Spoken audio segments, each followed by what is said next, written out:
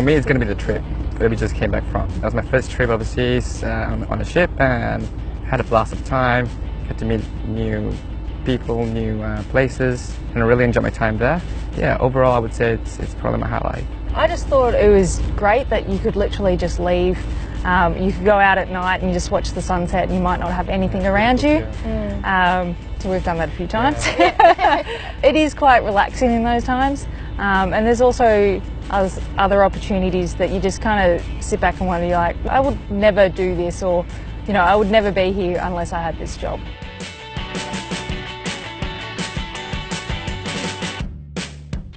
So primarily we work in basically in a small office. Basic stuff, computer, you have a keyboard as well. Yep. That's how we do our reports to the head of department, and that's where we sort of get all the analysis done and brief the chain of command on the ship. That's the captain as well sometimes. Other places we work at is the ops room, which is the operations room, and that's during a trial or exercise that we are required to do. Sometimes we're on the bridge as well, which is up at the very top. Yeah, those are the two main places where we are there to oversee the trials and make sure that we achieve the right outcome.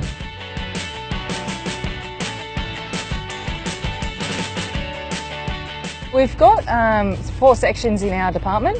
So the first one is your sensors section. So in that you're talking more like your radar. So your nav radar, your depth sensors, so if we're actually going to hit something, we need to know about it. This second section is your communication sections. So you're thinking all your internal phones and communications internal to the ship, as well as communications to other ships and ashore as well. The third is the combat systems section, and that pulls in all the data and all the information from sensors and other sources, and that displays it to personnel across the ship to give them more of an idea of what's actually going on. And the last section is the weapons section. So on a frigate, for example, that also have in a weapons section the missiles and torpedoes, and we've got 4 Typhoons on board this LHD.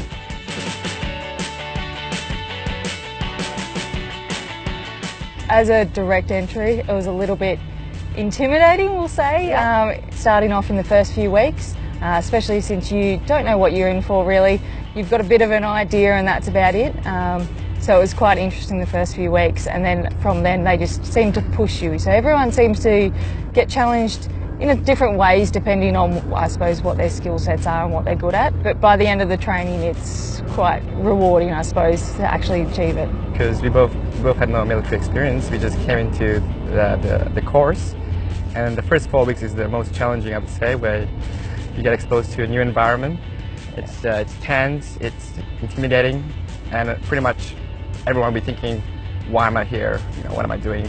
But surprisingly, everyone sticks through. And then once you pass after 2-4 weeks, that's when you get more into the routine, and you adapt to it. You're not the only person. So I think there was about 120 of us that turned up on that day, the first day. And from there you just, you kind of cling together. So you're all going through the same sort of thing, and you all have to overcome the same hurdles.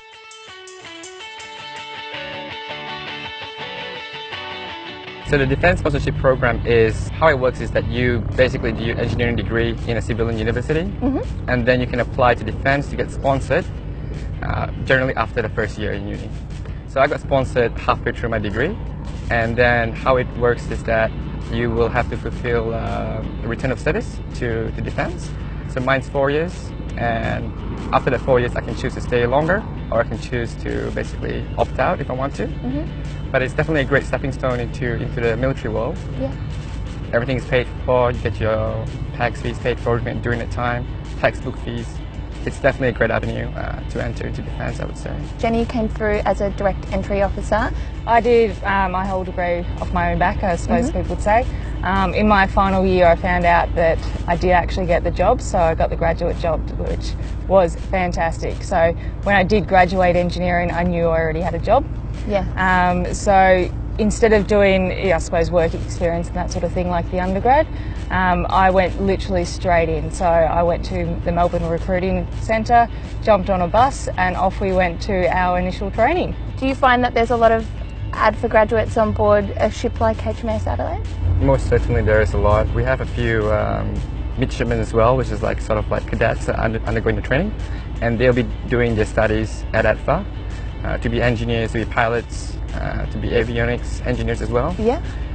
So definitely it's one of those most popular pathways into the Navy, Yeah. which is through ADFA Yeah. in Canberra, yeah.